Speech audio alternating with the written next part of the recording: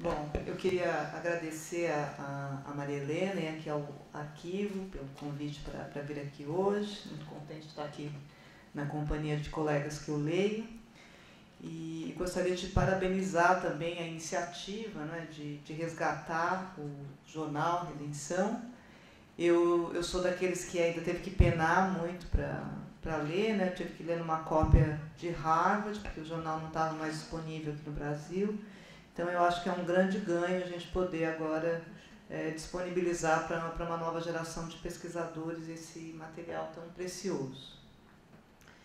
Bom, o que eu vou falar aqui hoje, um pouco, que foi a razão pela qual eu li a Redenção também, é uma parte, um pedaço de um argumento do meu livro, que vai sair agora no final do mês, sobre o movimento pela abolição da escravidão no Brasil. Então, eu vou pensar um pouco o caso, um pouco a partir do caso da Redenção, esse jornal, mas no contexto da imprensa abolicionista do período. Né?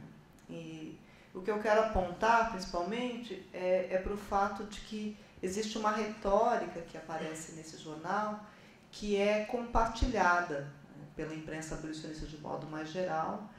Isso é, os argumentos são mais ou menos os mesmos. E, do outro lado, eles são também argumentos que fazem uma contraface aos argumentos escravistas. Né? Então, eu gostaria de chamar a atenção, então, um pouco para duas coisas. Né? Para o fato de que há uma semelhança de retórica abolicionista, eu acho que enfatiza-se muito as diferenças entre os grupos abolicionistas, mas, quando olhados em conjunto, eles têm muitas semelhanças entre si, principalmente se postos em contraste com os seus inimigos, que são os escravistas. Né? Então, eu queria apontar um pouco esse contraste com a retórica escravista.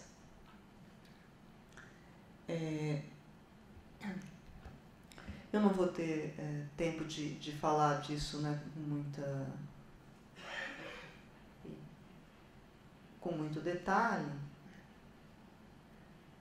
mas esses argumentos são argumentos espelhados. Né? Eu acompanhei esse debate mais ou menos dos anos 1868 a 1888. Acho que eu vou ficar com o computador, só que eu estou ficando meio confusa aqui com... Obrigada, Lígia. Obrigada. É um debate que tem, obviamente, muitos participantes, que são variados entre si, muitos grupos, muitas tônicas, não é, diferentes conforme os grupos, mas eu acho que há certas características que são compartilhadas e que a gente precisa também enfatizar. Uma é que diz respeito aos argumentos. Estou confusa aqui. Os argumentos têm diferenças de ênfase, como eu vinha dizendo.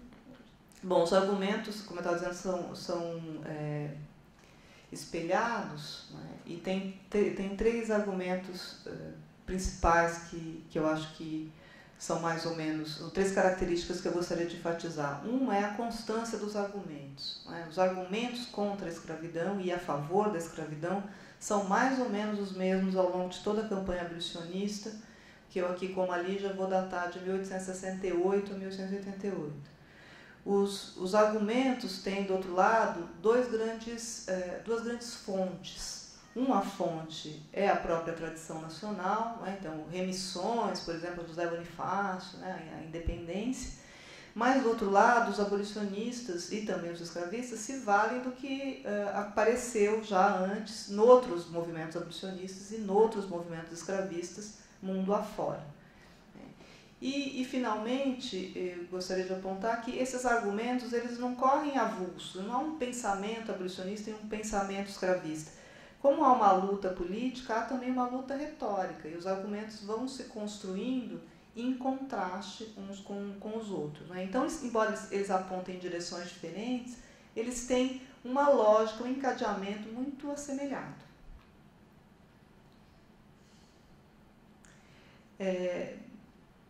O outro ponto importante aqui que eu gostaria de ressaltar é o fato de que a gente tem...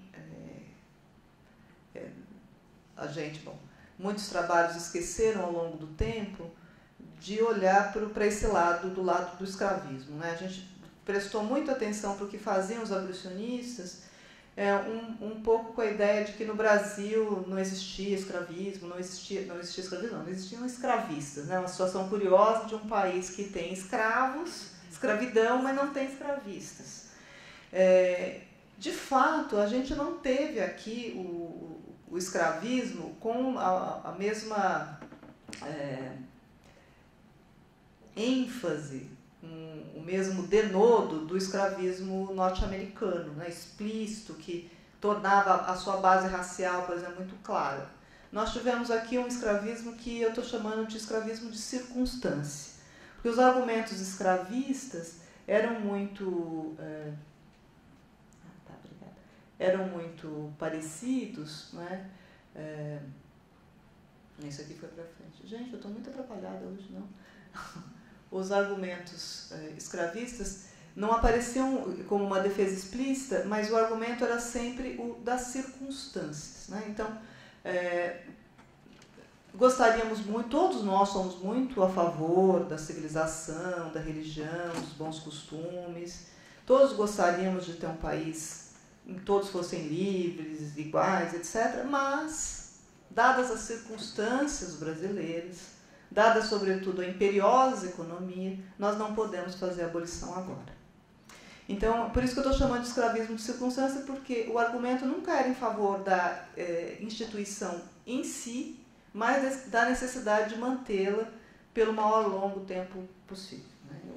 Como vocês podem ver aí por essa citação do Paulino Soares de Souza, que talvez seja assim, o escravista, o tipo puro do escravista, que é um homem muito elegante, muito educado, e que defende a escravidão dessa maneira.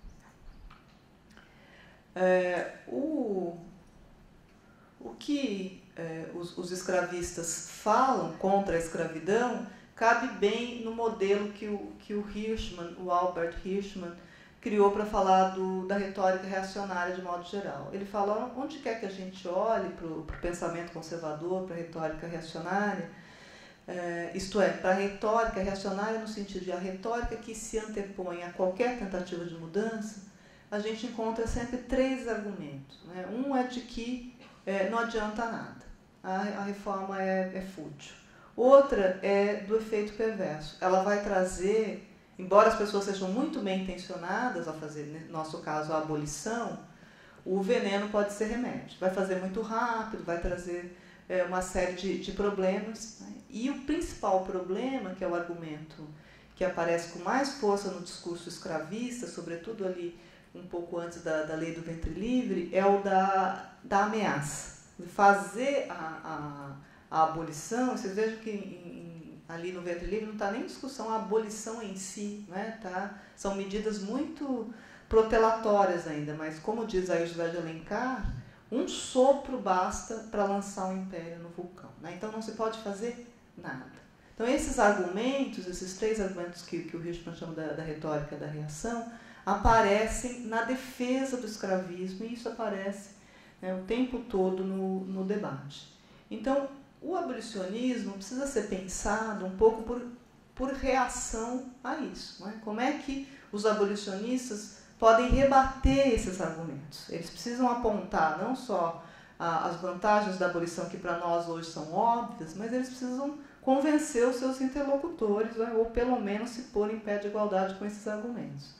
Então, o que eles vão fazer? Eles vão recorrer a fontes internacionais, aos outros abolicionistas, aos movimentos abolicionistas antecessores e também aos abolicionistas contemporâneos com os quais eles têm contato, e vão se basear nos argumentos já usados por esses outros movimentos para falar das vantagens da abolição no Brasil. Então, o David Davis, que é um dos maiores estudiosos do assunto, fala em 4 grandes fontes, não é, para os argumentos abolicionistas, que vêm do iluminismo, do romantismo, do protestantismo e das teorias da perfectibilidade humana. Então, aqui esses argumentos reapareceram. Mas, é claro que não apareceram ipsis literis, da maneira como tinham sido originalmente concebidos. Eles tiveram que sofrer adaptações ao contexto brasileiro. A principal adaptação, eu acho, tem a ver com a religiosidade do discurso. Embora ela apareça o tempo todo na campanha, a Lígia mostrou agora há pouco a remissão a Jesus, a própria redenção é uma remissão óbvia ao cristianismo. Embora o cristianismo apareça na campanha o tempo todo, a Igreja Católica era parte do Estado escravista. Então, a associação entre o abolicionismo e o catolicismo era uma associação, no mínimo, difícil. Então, ao construir a campanha, os grupos abolicionistas tentaram demarcar um espaço retórico que os separasse desse universo genuinamente católico. E aí é que aquela dimensão para a qual o David Davis chama atenção, o romantismo, ganhou muito corpo.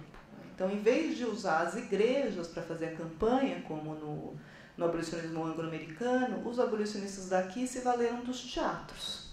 E ao ir para os teatros, eles incorporaram não só o espaço cênico, mas incorporaram um estilo, uma maneira de transmitir a sua mensagem. Como vocês podem ver por esse trechinho aí do jornal Redenção, era muito comum o uso de versos. A versificação passou a ser uma maneira pela qual os abolicionistas faziam propaganda. Eram versos sobre a situação escrava, que tem como seu grande representante o Castro Alves, que todo mundo conhece, e que foi criando, o Castro Alves talvez o maior representante, mas se a gente vai lendo os poemas pelos jornais, vai vendo a semelhança, foi se criando o que eu estou chamando de uma retórica da compaixão. Isso aparece desde ali do que todo mundo conhece, o navio negreiro, a ideia do escravo sofredor, o escravo vitimado, que precisa ser resgatado, mas ele só pode ser resgatado dessa situação se ele for objeto de compaixão, se ele for identificado como humano, não como uma mercadoria. Então, se ele for trazido ao debate público como uma pessoa que sofre e que causa, então, o ímpeto naquele que vê, que é tocado por aquela narrativa. Castro Alves, além de narrar isso, era um grande declamador, traz aí um ímpeto de agir em favor dessa criatura escravizada. Então, essa retórica da compaixão vai difundindo uma sensibilidade humanitária entre a população urbana, que vai por meio de conferências, teatro, livros, poemas, que é, então, uma das maneiras pelas quais os abolicionistas combatem a retórica escravista.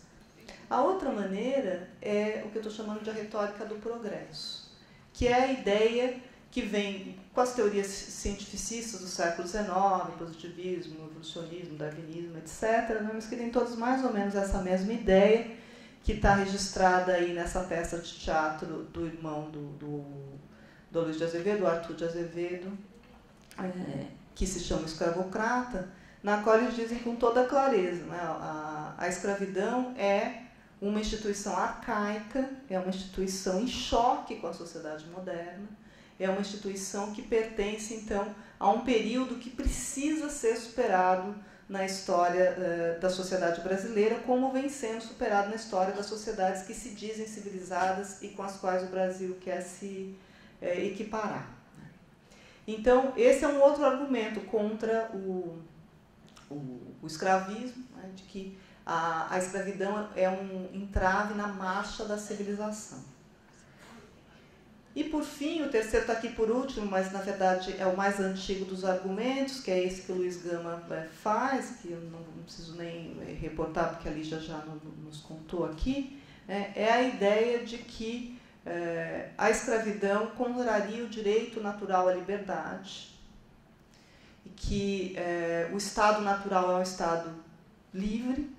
Então, a instituição escravidão é uma instituição que contraria a própria natureza humana, deve ser extirpada por essa razão, mas também contraria o direito positivo. Então, Luiz Gama vai usar frequentemente, talvez ele tenha sido o mais importante nessa direção, a Lei de 1831, que é uma lei que proíbe, um tratado entre o Brasil e a Inglaterra que proíbe o tráfico negreiro, já em 1831, e ele vai passar a usar essa expressão, dizer que os que entram depois não são escravos, não é? Porque a escravidão já estava formalmente abolida, então eles são ilegalmente escravizados, não só ilegitimamente, mas ilegalmente escravizados. Então, esses três argumentos, eles aparecem o tempo todo em todos os jornais, os manifestos, né, em todas as coisas que eu fiquei lendo aí nos últimos 6 anos.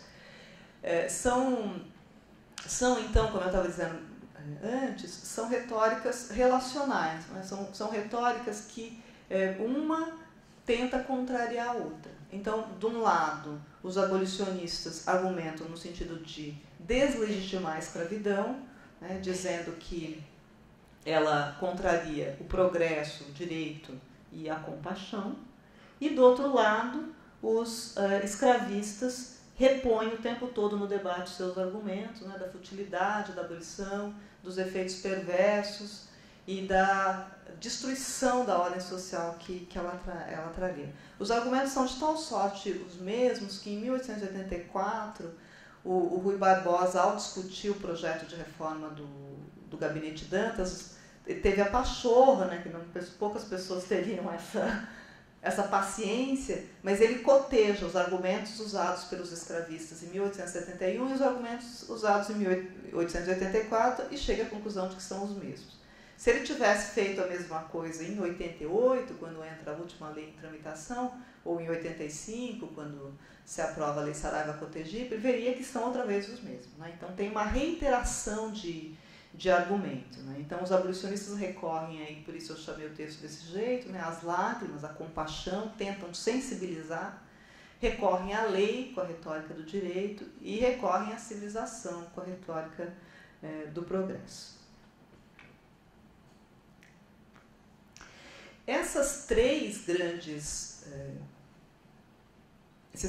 argumentos, essa maneira retórica de se relacionar com a escravidão, no entanto, muda um pouco no final do processo, né? Então, os abolicionistas vêm agindo de maneira relativamente comportada, isto é, agindo quase sempre dentro da lei, ou na maioria das vezes dentro da lei, enquanto é possível usar o espaço público para fazer conferências, publicar jornais, né, entrar com ações na justiça, etc.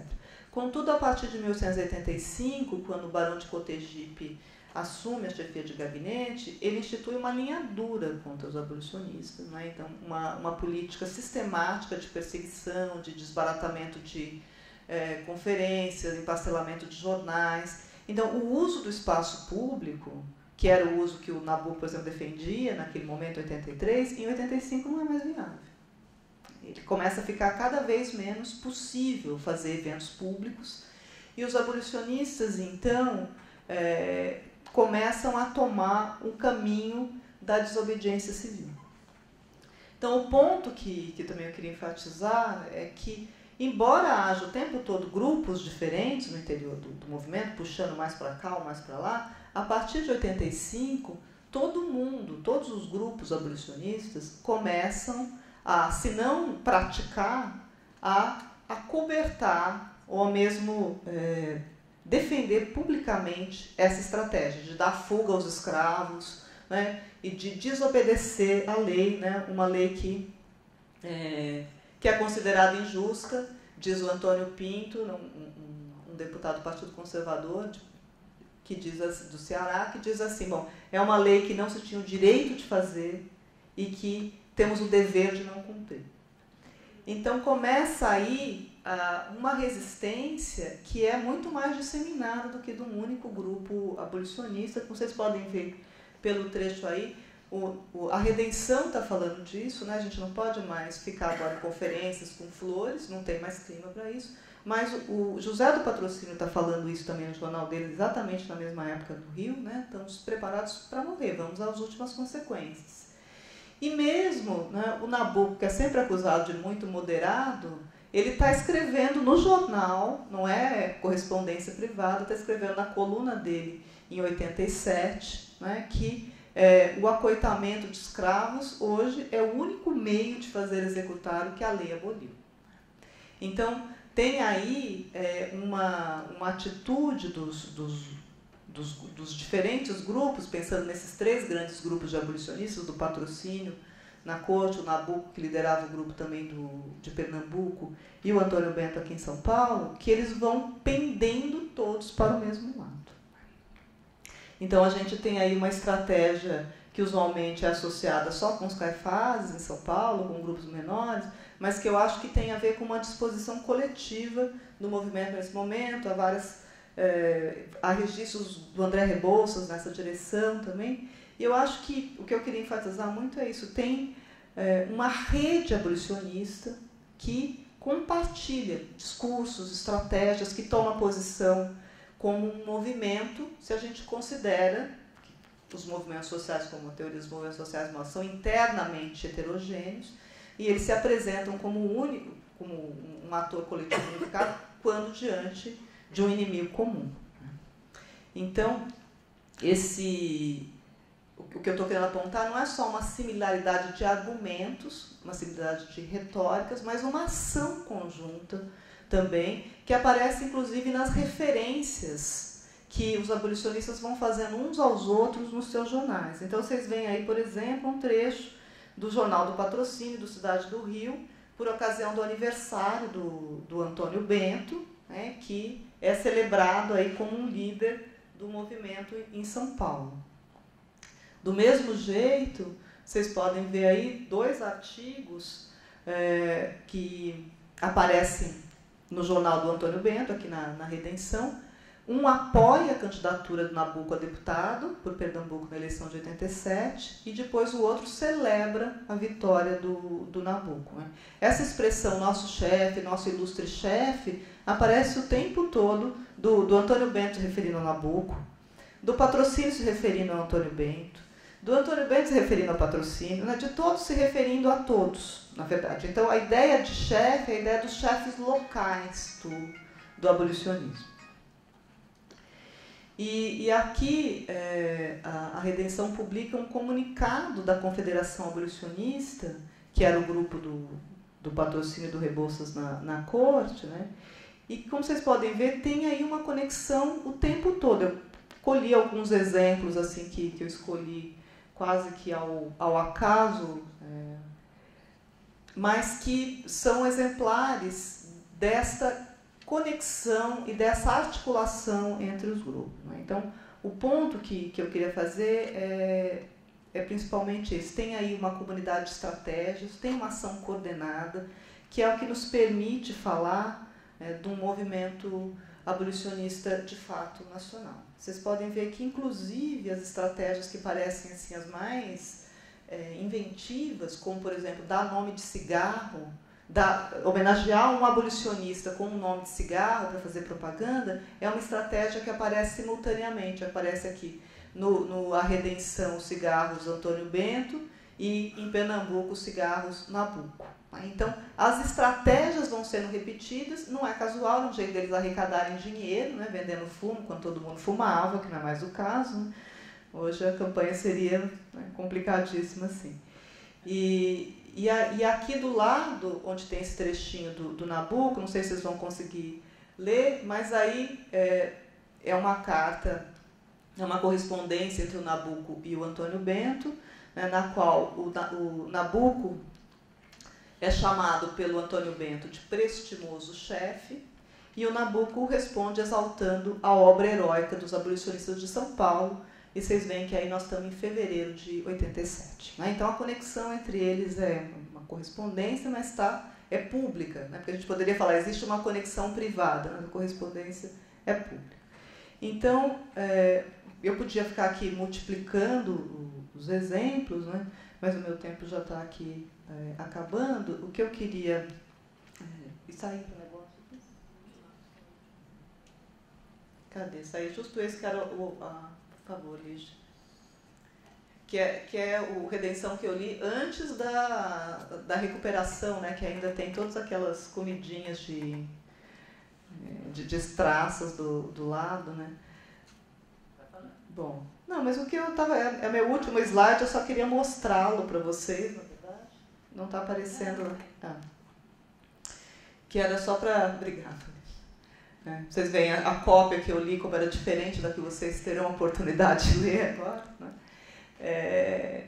A Redenção, então, não era um jornal avulso, que tinha uma plataforma assim solteira, né? Que tinha um grupo que produzia um jornal numa certa direção. Eu acho que a gente precisa tomar cuidado e ler esses jornais no seu contexto, que é o da imprensa abolicionista de modo geral, e também precisa considerar as fases da campanha abolicionista, porque nesse momento todo mundo, mesmo aqueles que são normalmente considerados moderados, estavam em processo de radicalização, para usar aqui o termo. Né? Então, na verdade, o meu ponto principal é esse. Embora houvesse muitas diferenças entre esses grupos, eles compunham uma mesma rede de grupos abolicionistas que formavam um movimento social nacional pela abolição da escravidão, contra os escravistas, porque sim, houve escravistas no Brasil. Muito obrigada.